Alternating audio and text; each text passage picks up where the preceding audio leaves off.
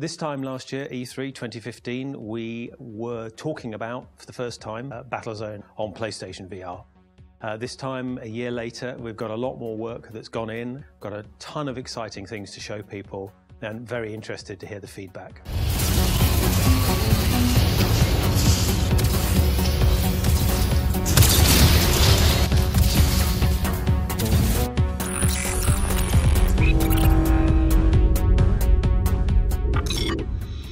So the look of the game has evolved a lot since a lot of people last saw it. It's still faceted, it's still very polygonal, but it has a lot more fidelity and clarity, a lot more visual effects and a lot more detail. We kind of want that retro look, but we want to bring it in a modern way with modern processes and techniques and rendering techniques. So since the last demo, the cockpit has just actually been totally remade. We wanted to make it more sort of tangible, more believable, with realistic sized and scaled elements to it. But above and beyond anything, it has to support the HUD, the visual HUD that the player is looking at. So very much it's kind of works like wallpaper. There's a lot of things you'll look at, but actually once you're playing the game, you'll focus on the things that are giving you information. This time around, we've really made it much more state-of-the-art. It's more spacious, we've got more screens, more detail on the screens. We've opened up the views, so you've got a much better view outside of your cockpit as well. So all in all, you know, you're feeling like you're driving the most badass tank now.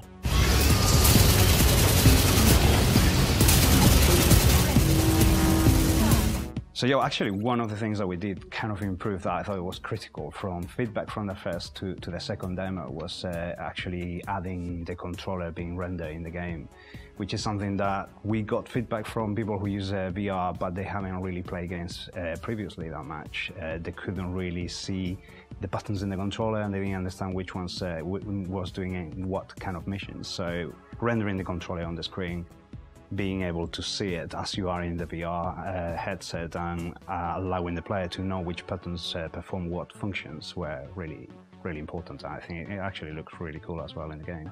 I think one of the new kind of enemies that we added to the second demo that made a big difference was the hopper, which is this kind of flying, nimble kind of enemy. Interesting for the people who are 2000 AD fans, the hoppers are derived from a design in Rogue Trooper. The Rogue Trooper series, and that's why we call them hoppers, because they're sort of taken out of that comic book series. So the hoppers are there to require the player to switch their attention between things which are literally flying over their head, attacking them from above, as well as to the side.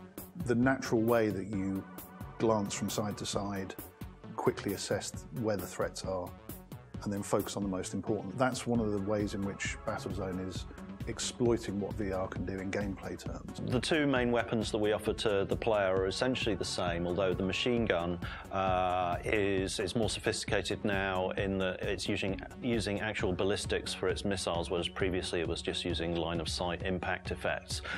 So it's a lot more satisfying and fun and physical to use. But probably the most obvious big change or the new thing we've added is the EMP weapon, which at the end of the demo you have to use it to obliterate everything in the environment and bring it crashing to the ground.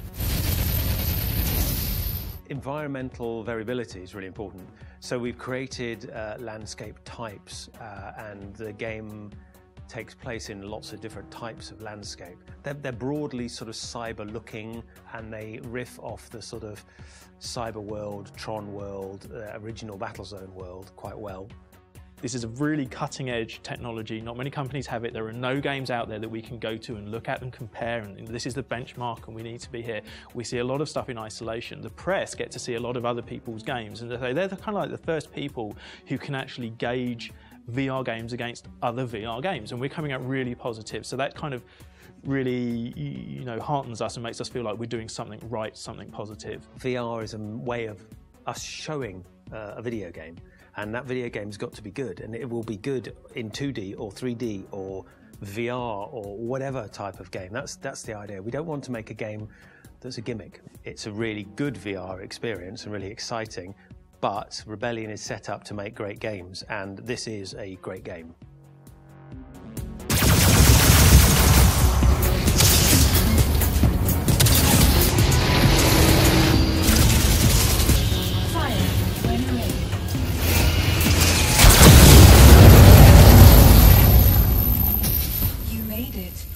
Well done. Yeah.